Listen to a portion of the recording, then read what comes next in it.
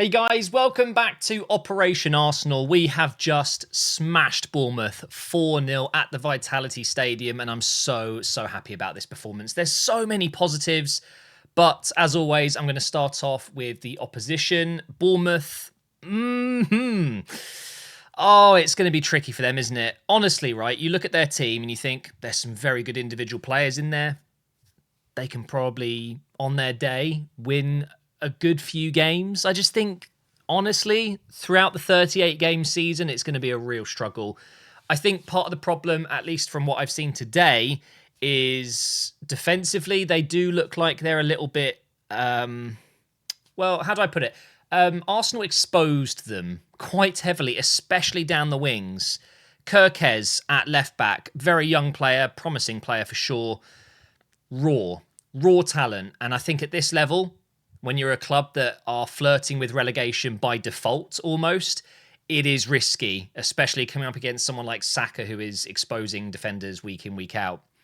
Aarons, however you want to say his name. I mean, he is a good player, but he's just, I don't know. It's going to be difficult for them. Iraola, funnily enough, him and Mikel Arteta grew up pretty much on each other's same street. I think I read somewhere they basically were part of the same club growing up, and now here they are as managers. Quite incredible, really. He is going to need time. You can see they want to play a nice game of football, passing it around, tiki-taka, possession-based, but they just don't have the facilities for that, bruv, you know? I hope they're fine. I like Bournemouth. I do. I like Bournemouth as a club. I like how you can tell the fans are, very close to the club, and obviously with such a small stadium, it can be quite atmospheric there, tight, and they were pretty quiet today, especially when we went 2-0 up, and it was just Arsenal fans. The away Arsenal fans, wow, just a little round of applause, absolutely incredible. The Havertz chant is absolutely hilarious. It is stuck in my head. For those of you who don't know it, please go and I've actually tweeted it. If you want to go and see the chant, it's pretty funny. So I think it'll be tough for Bournemouth.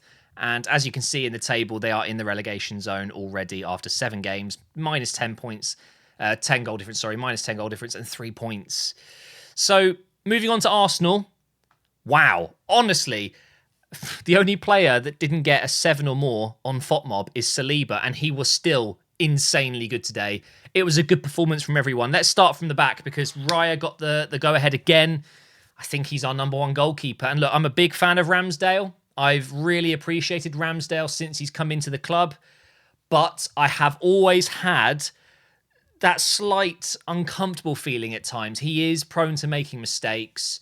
It's really tough. It's almost like I'm trying to do like a I told you so thing. But I think it's fair to say that Ramsdale is clearly one of the best goalkeepers in the league. But Raya is as well. We have a real problem trying to pick one of them. For me, Ramsdale is good enough to be England number 1. He's good enough to be Arsenal number 1. It's just Raya might just be better. And it's a pretty good problem to have, realistically. Raya didn't put a foot wrong and his distribution was great. I think in general, he gives me a little bit more confidence. I don't know. It's tough because I do love Ramsdale. And I'm at the point where now I don't care who starts in a way. One of them can start and I'm happy. The other one can start, I'm happy.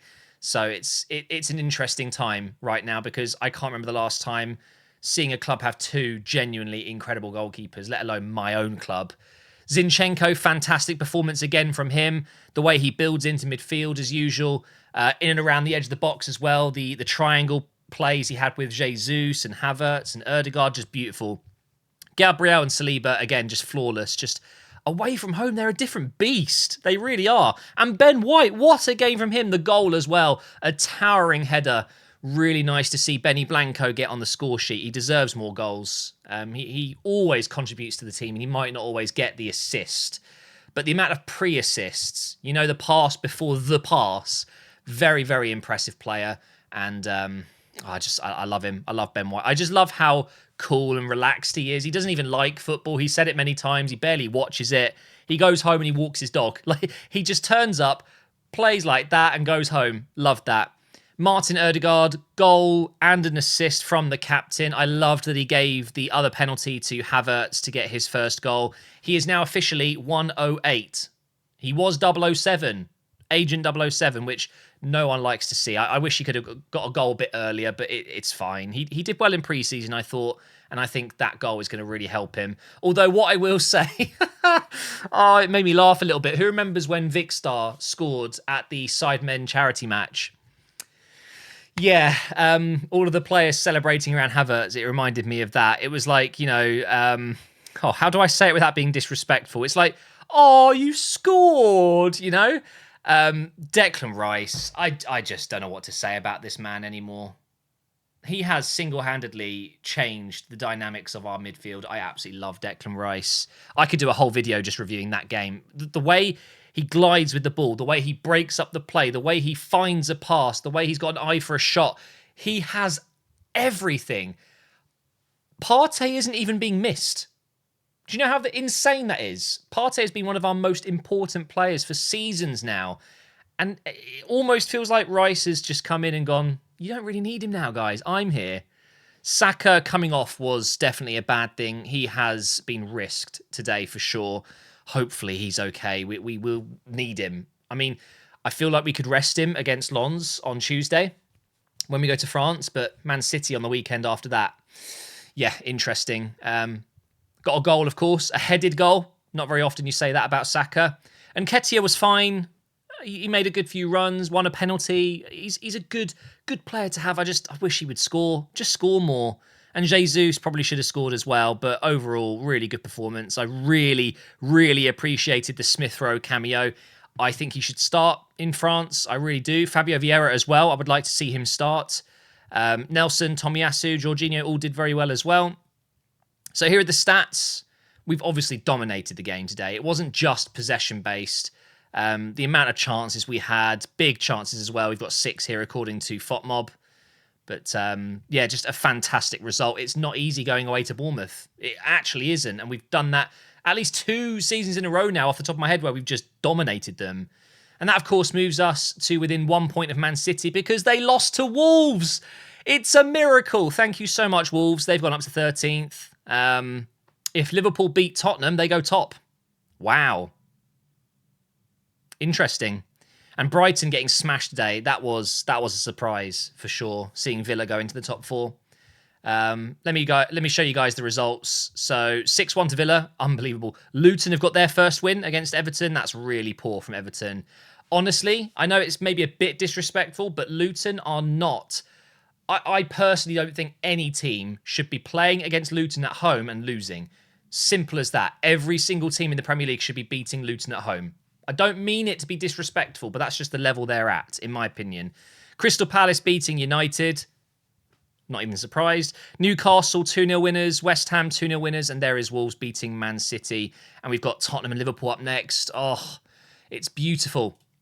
So, as usual, I've tweeted out. Christian says, why can't we control games like this at home? Very true. It is frustrating, isn't it? We're conceding at home almost every game. Thought Havertz played really well. Yeah, I did too. Did I even mention Havertz? I mentioned his goal, finally. He did actually have a very good game. He looked so happy and so relieved at the end. I hope he kicks on now. Ødegaard giving the penalty to him as well, my captain. Yeah, I love that too. Luca, I'm guessing it's Luca. Couldn't ask for a better day. Arsenal win, City lose, Wolves win for your grandpa. Yeah, well remembered. I appreciate that. Also, good we don't need to mention United losing because it's irrelevant to us now. Kai Havertz, that's it. That's the tweet. I'm so relieved. I really am because a player like Havertz, you know they've got quality. You know he's a good player. He just needs a bit of luck. He needs a goal. He needs an assist. And now he's got that goal and he should kick on now.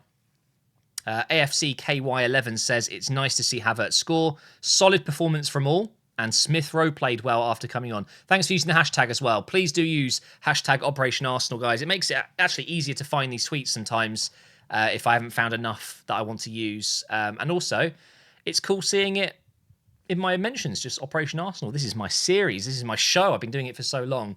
But Smith Rowe looked good. He almost scored. Great save from Neto to stop him from scoring. I would have loved that. Would have loved a nice little cheeky 5-0 Smith Rowe goal.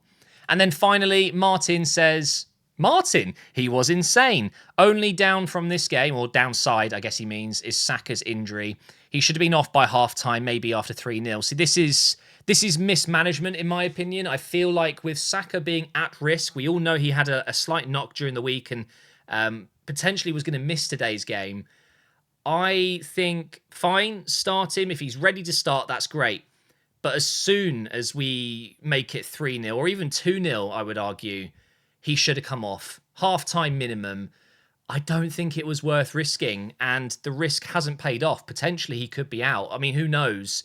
Rest him midweek at Lens. I know he'll want to play. It's the Champions League. I get it. But he is clearly being overplayed.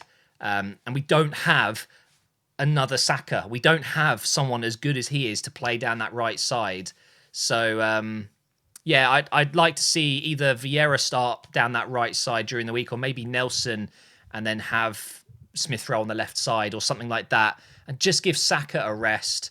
But that, guys, is the end of today's Operation Arsenal review. As usual, let's go and check the fixtures that are coming up. So, of course, Lens in the midweek game on Tuesday.